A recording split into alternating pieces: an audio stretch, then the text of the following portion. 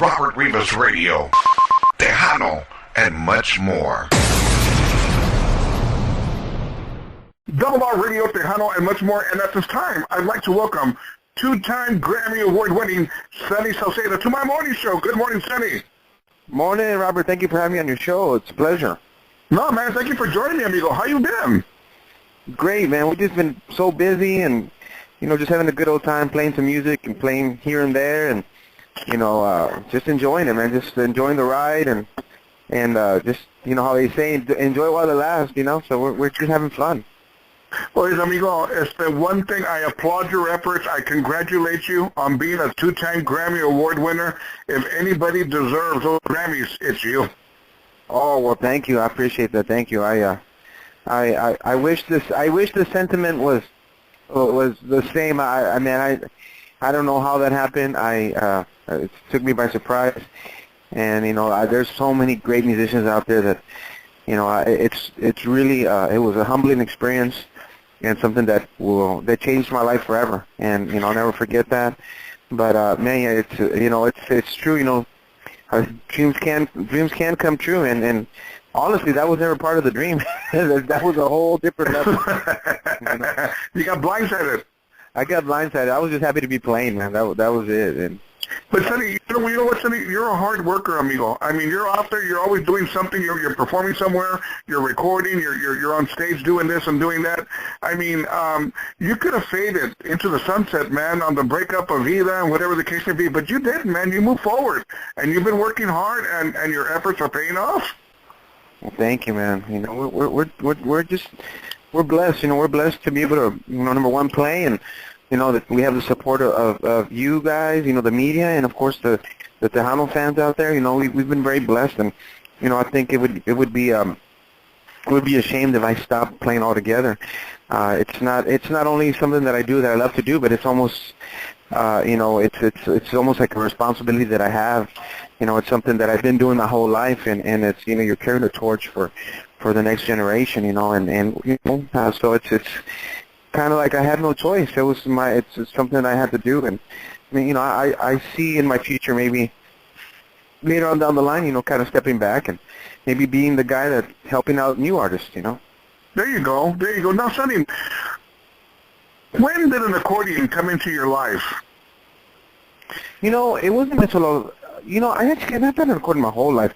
I just never really liked it. I really didn't. I did not like the accordion. I was a guitar player, a bopper player, a bass player. I probably played everything else but accordion before. Drums, saxophone, keyboards, and then, the accordion was always a mystery to me. It was like a very mysterious instrument, something that, I used to think that it was like a machine. How do you make this thing go? How do you make it start? How do you make it play? How does that work? I don't get it. And I just never, nunca lo entendía. So one of my friends, I just started tinkering with it one day, and I started taking it apart and dissecting it. And so I was about, when I really started taking a real interest in accordion, I was about probably 15 or 16 years old. And my friend, Fabian Maltos, played accordion. And, I'd go to his house all the time. And he plays Lobo Cuatro. And we played together in a group, Los Leones de Texas, when we were kids. And I kind of took an interest in the accordion. I would mess with his accordions. And then I was like, oh, how do you do this? And I knew a little bit. And then all of a sudden, I just started taking off and learning how to play, But, it's kind of, he was one of my mentors, as an accordion player, as a young accordionist. And I already played other instruments, but as far as accordion, I would, that guy, they used to call him Mano de Lumbre, Okay. Mm-hmm. Sonny, you're homegrown San Antonio, ¿verdad? I sure am. There you go. What high school did you go to, Sonny? I went to Somerset High School. And then Somerset? Yeah, I did. And then later on, I went to Harlandale High School. So. La Harlandale, man, those Indians. Yeah, man, those Indians. Oh, Sonny, were you in band or anything like that? I was a band geek, yes, I was. I was a band geek. I played saxophone. And, of course, I never got to march because, you had to be there on the weekend on Friday night. So all my friends were marching. I was playing at Lerma's nightclub or Caca's nightclub. It's funny. Yeah, for real. They're on the football field and you're at Lerma. I was at a bar. Yeah, I mean, not at a bar. UIL contest, forget it. I never even meant it. I was playing. So. That's funny, man. Sonny, no, I said, that's funny. Did you got me on that? Hey, man, all my buddies are on the football field. I'm over here at Lerma's. Lerma's nightclub with all the crazy. Sonny, now, let's talk about Grupo Vida. How did you get involved with Grupo Vida? How did this come to play? Grupo Vida, well, I started with, of course, when I started with Grupo Vida, of course, it was back then, it was Eddie Gonzalez de Grupo Vida. It was like 1995, maybe, 1994-ish, maybe early 95. Must have been early 95. Actually, it was early 95. It was in January, because I remember that I think Eddie had released this Ay Cariñito CD, and I played at the CD release party. But the way that started was I just kind of simply went into audition for Bajo Sexto audition. And I wasn't going to play accordion. I was going to audition for Bajo Sexto. I had just started playing accordion. The guy that was going to audition for accordion was running late. So while we were waiting, the guys asked me, hey, I had already auditioned for Bajo. Me and Eddie hit it off right off the bat. You know, we clicked right away. And then they said, why don't you jump on the accordion, play a polquita or something? They knew I played a little bit of accordion. I jumped on the accordion, played a polquita, and the rest is history. And you know, that's kind of one of them stories that where, man, you know, how they say, you know, how being punctual is so important. That's one of the times that it really was important for him that accordion player to have been there, because if he would have been there on time, I would have never played accordion. Sonny, you know, I'm a firm believer, amigo, that timing is everything. Everything, yeah. Man. And there you go, man. There you go. Timing was everything. If that guy hadn't been running late, who knows, man? You know, who knows what would have happened? You know, which direction? You know, the band would have gone. You would have gone. Huh? I would have been at Lermas. I would have been at Lermas still. You know, Sonny, I'm gonna share with you a memory that I have of you guys. I remember it was back in the '90s sometime, and it was Fiesta time. And I remember going down to Market Square, and on the main stage on Sauceda, I think Shelly Ladas was performing, and there wasn't a lot of people out there whatsoever.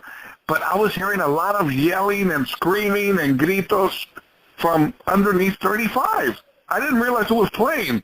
And I said, well, heck, man, what's going on over there?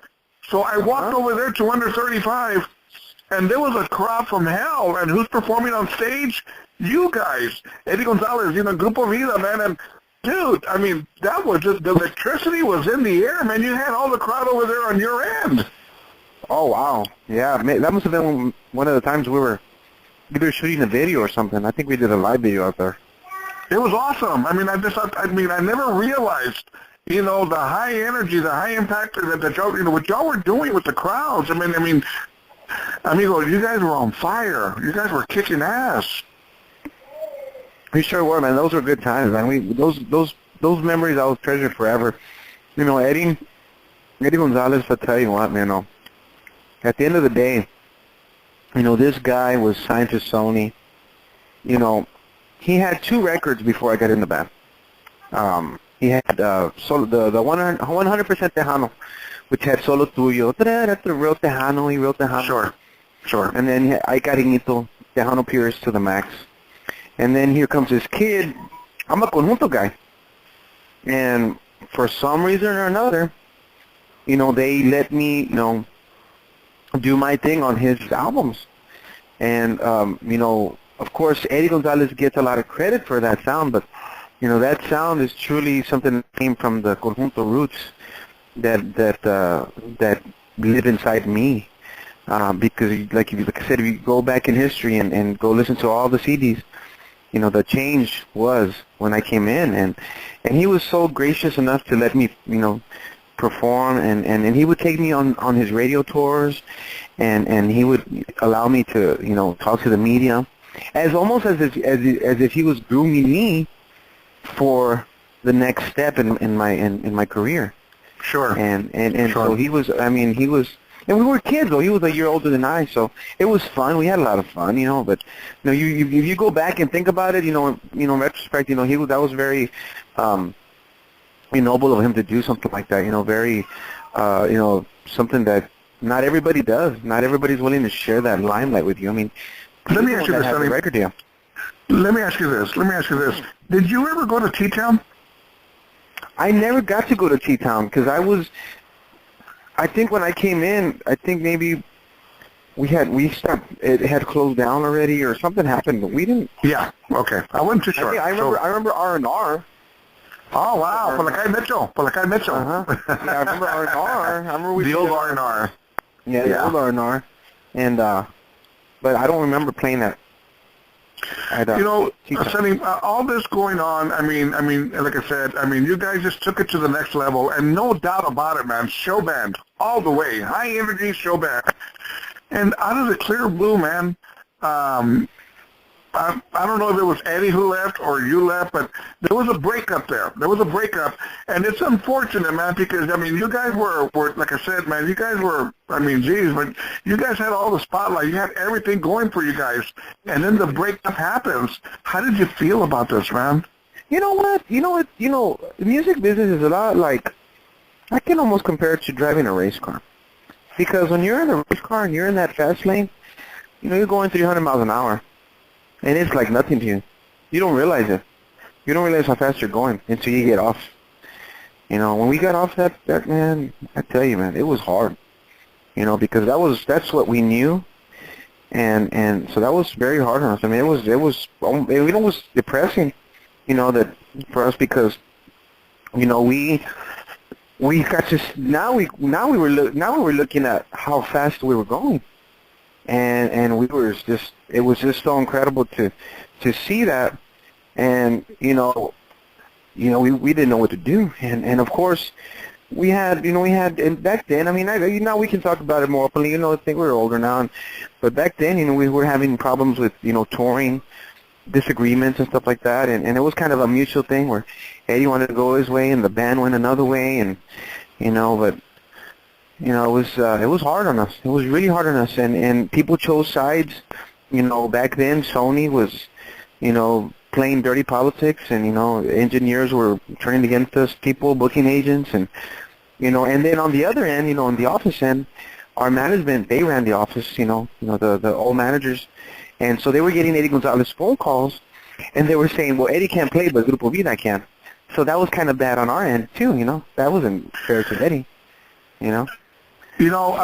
Sonny, there's a saying that goes that something so ugly comes out of something so beautiful, which is music. Uh-huh. And the ugly. A lot of people, they see the band, they see the dancing, they see the having a great time and everything on stage, but they fail to realize there's a lot of politics behind the scenes. No, you're right.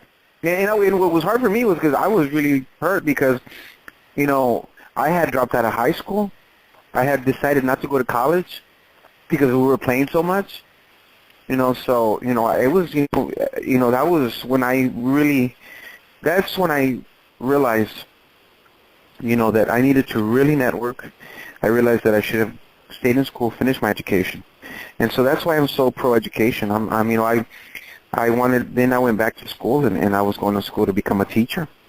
And so, a lot of great things came out of it. A lot of, there are blessings in disguise.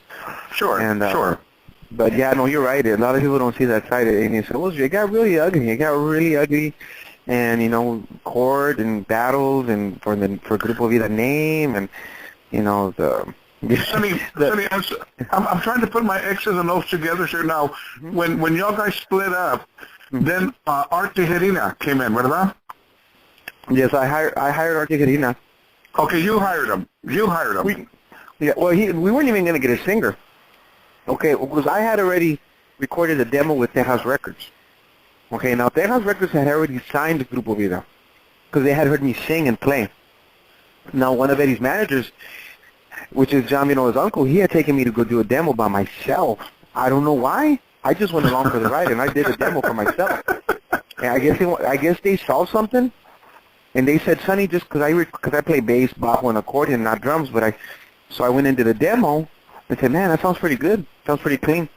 But then when we actually broke, I guess maybe they were preparing for the future. I had no idea. I was, like 20, maybe 19 or 20. So they took me in with Tejas Records. They were like, yeah, we'll sign Grupo Vida. And we had no singer. It was just the accordion player with, it was the sound. The sound. So we auditioned Arte Gerina. I auditioned several singers. I remember Jacob was one of them from Chavalos, and several others. But Arte Gerina came in, and now he didn't sing Tejano. He sang country, and he sang like a Morena Morenita, an old mariachi song, right? But I told the guys, I said, man, if this guy is good as he sings country, if he can sing Tejano, he will work. And he kind of reminded me like of a Mexicano Garth Brooks at the time, because he wore his hat like that, and remember Sure. the old, he back then, and I said, I think he'll work. And I would tell Tim, I go, dude, trust me, this is gonna work. I go, all we gotta do is get, just bring him up to speed, and I would go with, but I kind of had to fight for Art. Because they were not sure.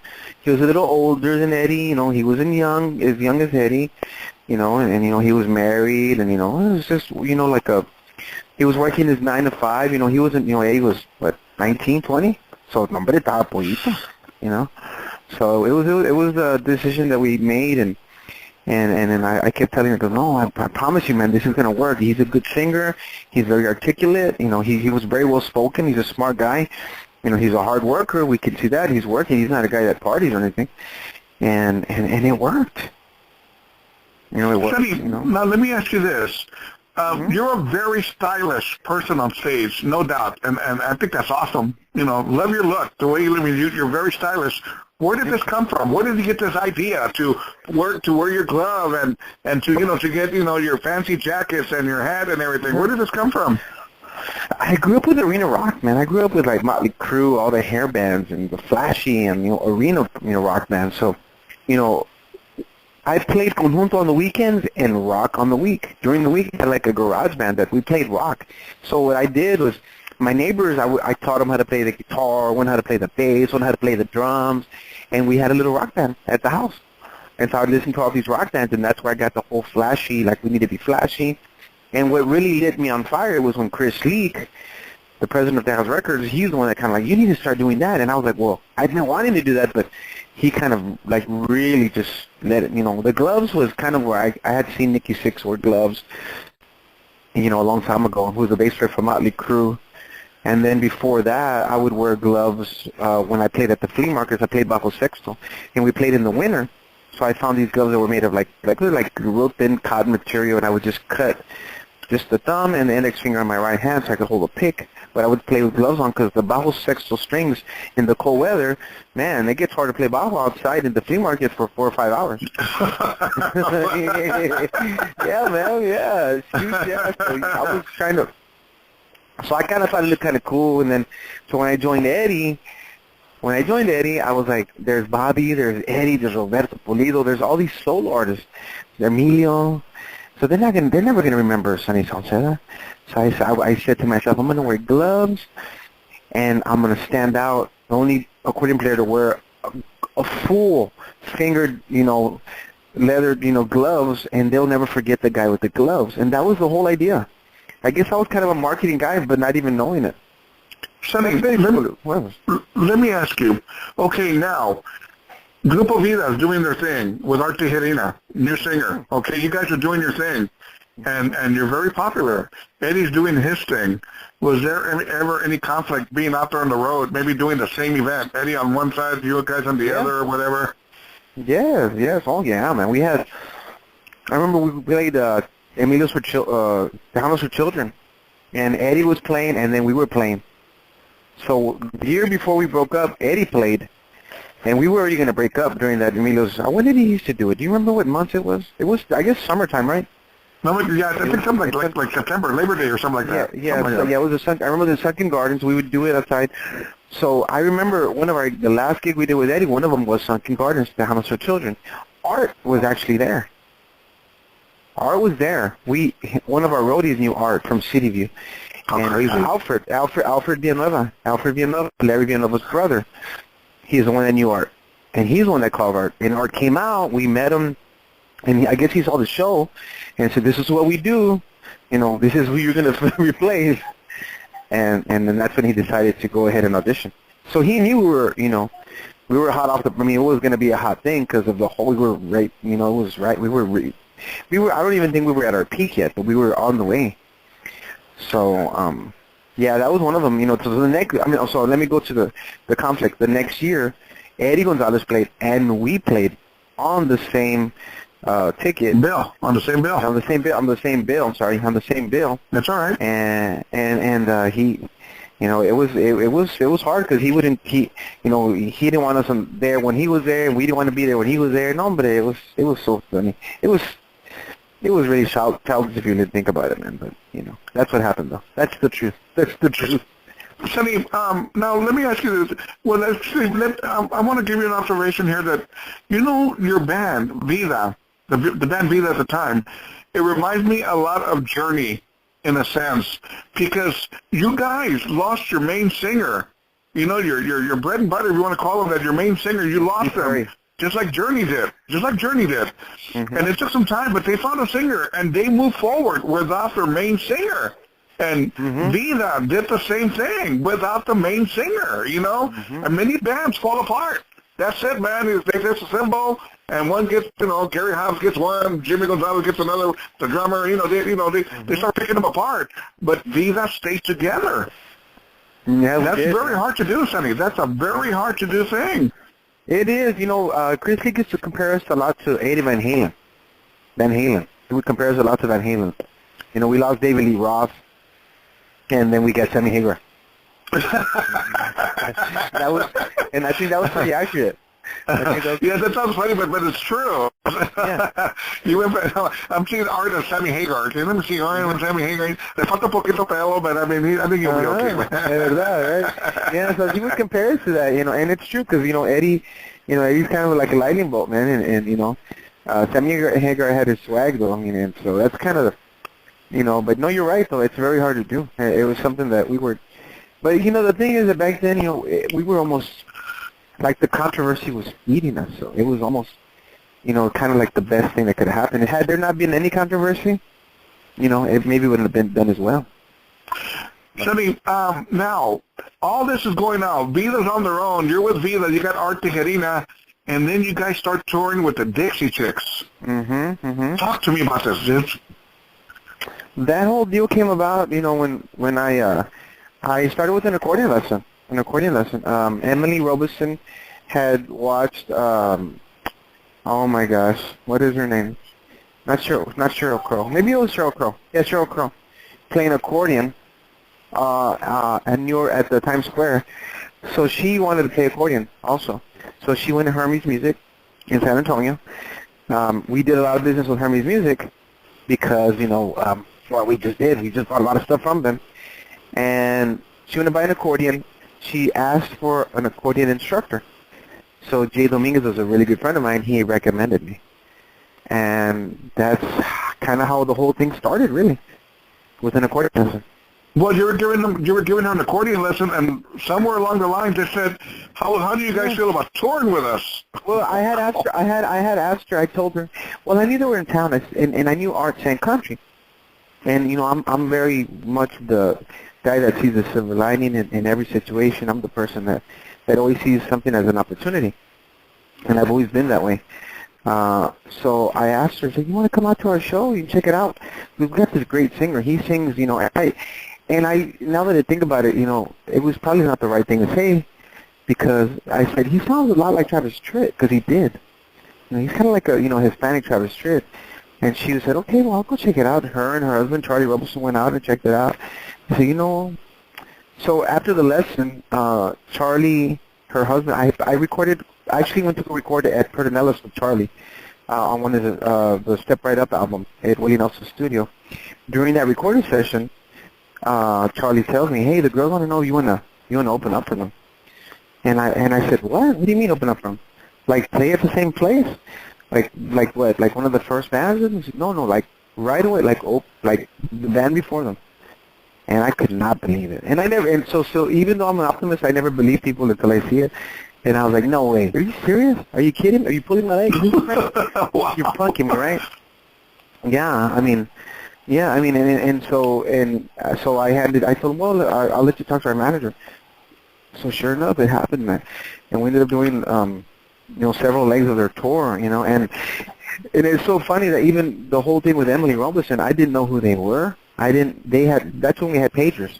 She had paged me one time, and I didn't even call her back. She paged me again, saying, hey, this is Emily with Dixie Chicks. We're having a full dress rehearsal in May. I really want to set up some lessons because we're going to do that rehearsal, and I want to be prepared. I finally called her, and I still didn't know. Up until maybe like a week before I went to her house. I knew who they were finally, but that whole thing, the Dixie Chicks was such an amazing experience, and they're some of the most humblest people I've ever met, and they're superstars, and I learned a lot from them. That, even though you're selling millions of records, they were, down to earth people, and, it's something that never left them, and Sonny, of course they had everything. How long did the tour last with the Dixie Chicks? It must have been about a year. I think we did about a year with them.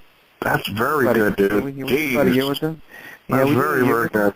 Well, here's the kicker, though. We didn't play any country. They requested we not play country. They wanted us to play Tejano. And so we want to educate our audience. We want them to listen to Tejano music. Mm-hmm. And y'all did it. And how did the people respond?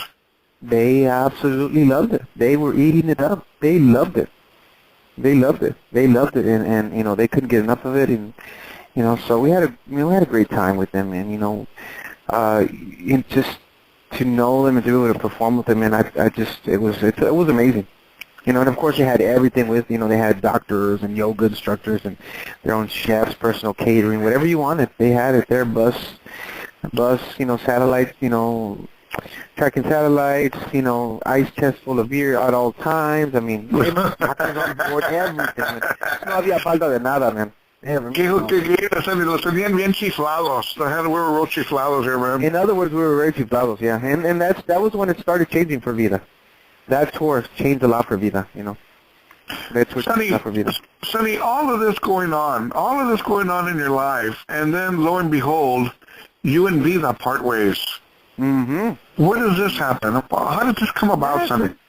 That happened. It was already happening. Because I had at the time. When did you, Sonny? Let me ask you this, Sonny. When did you start feeling the separation here between you and Vida? It was during after Dixie Chicks. After Dixie Chicks, we became what you call like the Monkees. The Monkees were a band that was put together. They were assembled, and, they were manufactured. Almost, once they started having success, they stopped listening. So when we first started Vida, the agreement is that we were partners, the band was mine. And I handled the music, I handled the production, I handled everything. But at one point, they just kind of stopped listening or taking my, any kind of advice or encouragement that I had. It started becoming more, let's do less accordion, let's do less of this, So if you listen to the albums, you'll hear less accordion, and there's a reason why. Because everybody was pushing for that. I wasn't, but everybody else was. So I was trying to accommodate, and I would do less accordion, and then I was having a great time producing the records, but that's what happened, and. But Sonny, why? I mean, I'll use this phrase. I mean, you're the star of the band. You're the highlight in the sense that you're the accordion player, man. You're the one that's doing, the show band part of it in a sense. And why would they want to push you away? If anything, they should have wanted to embrace you that much more. I asked myself that same question, but. I don't know. I really don't know. I mean, a lot of it's ego, and, after you do, I remember we had a conversation one time. I was talking about doing this or doing that, and I don't know, somebody made a comment, well, we've been on tour with the Dixie Chicks. We don't have to do that anymore. And I was like, wow, But, it happens, it happens in bands, and, Sure it does. So, Sonny, when was your last, like I said, can you remember your last gig you did with Vida? And you said, that's it, man. This is the last one. One of the last ones was the Tejano Music Awards in Eagle Pass. I think after that was one of the last ones that I did because, I started getting, I was old, I guess like after the Grammys thing, I didn't change. If anything, I was more on fire than ever. And I had seen how close things were in reach. So I wanted to do more. I was already kind of crazy workaholic, but then after that, I was even crazier. I wanted to work more. I wanted to work harder. But everybody else saw it as, well, now you want to do this. No, it's not that. I know we can do more now. And so all these years, I wasn't crazy. I wasn't crazy after all.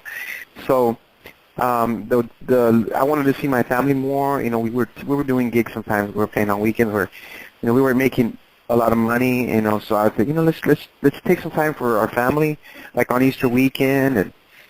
And no, it wasn't like that anymore. It was more about just the party and the girls. And it sounds like you lost control of the band in a sense, and you kind of just started parting ways. Now, let me ask you this, honey. Mm-hmm. You part ways the day after. Let's just go with the morning after, when it's over, se acabó, you and Vida. Mm-hmm. You wake up in the morning. What were you thinking? What did you say? Now what? What do I do? Did you have any game plan? The game, you know what? Back then, I guess I must have been pretty arrogant, because I think about it now, because I thought back then that I could go play with any band. I thought I could go play with any band. I thought I could get, I was like, nah, somebody will hire me, to play accordion. Nobody called me. Really? Nobody called me. Mm-mm. I had already planned to do a solo record, because they had, when I was playing with Eddie, when we were doing Disgusto, Joey Canelo Lopez had already asked me to do a solo record, but I didn't want to do it yet. When I was with Texas Records, they saw that I had a lot of creative energy, and that I was recording with other artists. I was being creative with Elida, with Shelly, with ATM, different, whatever label mates we had. So they said, why don't you go do a solo record, and then you can do your own record, and then if you want to do some little dates here and there, maybe you do some with Vida, maybe you do your own conjunto thing, and you still play with Vida, but y'all can do shows together. I said, man, that sounds like a good idea. As soon as I told the band that, of course, back then they were like, no way. So that kind of was in the back of my mind the whole time, because I was the creative guy. I was the one producing the music, but then it was like, that was just kind of like an option, It wasn't like that's what I had to do. And so, yeah, I went through a hard time, and it was hard for me. It was very hard, because Vida was my baby. Sure. Now, Sonny, now you're in a position to where you're kind of in a position what Vida was with Eddie G, so now you're doing your own thing, and Vida's doing their own thing. Mm-hmm. How did that work out at events? I'm sure you guys were in the same lineup here or there. Me? No, they refused to play with me. They refused to play with me. At any event, they wouldn't play if you were on it. If I was on it, they would not play. They went as far as mailing letters to every promoter in town not to book me. The day after, the weekend after they booked, we split up, yeah. But I didn't know anybody. I didn't get into the business part. I just knew the music. Media people. Yeah, sure. Media people knew me, but so it was very hard. It was an uphill battle. And I can imagine, dude. That's terrible. So you were being blackballed in a sense, right? I really was, yeah. That really was back then, But I was even back then. I was like, guys, life's short, come on. We just need to, get along. We just need to work together, And I tried, I said, I said we need to just work together. And there's no reason why we can't work together, or we can't play stuff together, or here and there, whatever. And no. But I've always been like that. I guess I'm an old soul. But it was an uphill battle, man. It was such an uphill battle. And, I was blessed to have Ricardo Hernandez come into my life. And he kind of went up for bat for me, and he helped me out a lot. I don't know if I would have gotten this far without him. He taught me so much about the business that I didn't know. And so I'll never forget everything he did for me. Sonny, you've won countless of awards, but of course your main bread and butter was the 2 Grammys that you won that I see here on 2005. 2 Grammys, amigo. I mean, what was the feeling like when you landed your Grammy? Well, it was a bittersweet feeling. It was an awesome feeling, but that was when I was with Vida still, and then we won with David Ligas and Joel Guzman. So that's another thing. Again, the story of my life, being at the right place at the right time. Joel Guzman didn't go. David Ligas didn't go. David didn't go because he's been nominated before. He never won, so he didn't go. Joel, I don't know why he didn't go. So who ends up taking pictures by themselves with the Grammy? Me, because I'm the only one that's there. So it just made me look like it put me in a whole different light, and it wasn't because I wanted to. It was just because I just happened to be there at the right time. You know what I mean? I mean, come on, what?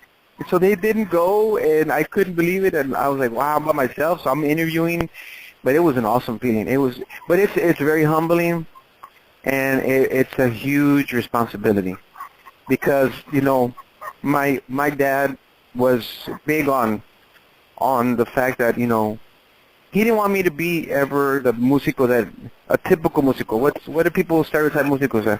They're always drinking, they're always partying, and they're always late. They're never on time. Make excuses.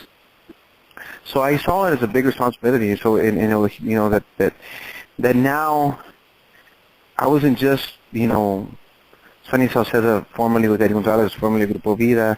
I had won other awards and Accordion Player of the Year, and now I was a Grammy winner. Now you're carrying your own name. Now you're carrying your own name, Sonny Sauceda. Yes, and people were looking at me, and so I kind of felt like I was under a microscope, and it was kind of almost nerve-wracking because it's good and it's bad because now the bar's been raised. Now you're like, well, you're a Grammy winner. You got to show up like this, and you got to be this, and so there's so many expectations that have to be met. Sonny.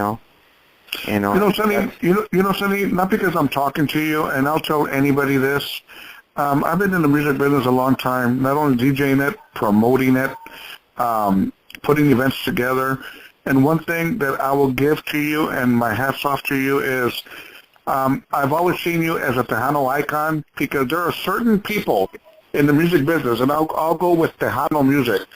There are certain people, you see them, and you know who they are. Automatically, they carry that respect. And with you, you have this because of your stylish feature, the way you're dressed on stage, you're stylish. You know what I mean? Your glove, your fancy jacket, your accordion, and you're dancing and you're moving. And dude, Tejano music doesn't really have that anymore, the way it used to be. But you still carry that. And like I said, anywhere you see your image, your face, you on stage, man, you can be 100 feet away.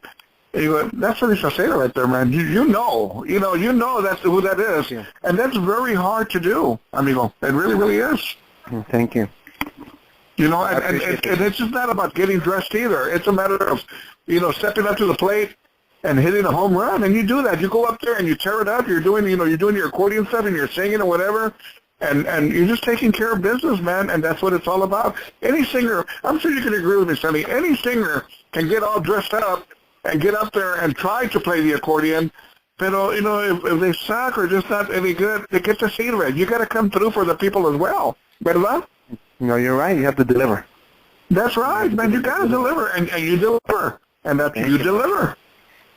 Thank you. It only took 35 years. But Sonny, you know what? Hang of it. I'm finally getting the hang of it. Now, Sonny, let's move forward, man. Now, you got a brand new single, amigo. Talk to me about your brand new single. I got a brand new single. Of course, it's running hot off our previous single. That's DFM, Dios Familia Música, and that one did extremely well. It got played all over the U.S. Got played even in Argentina, Buenos Aires. I mean, I couldn't believe Mexico.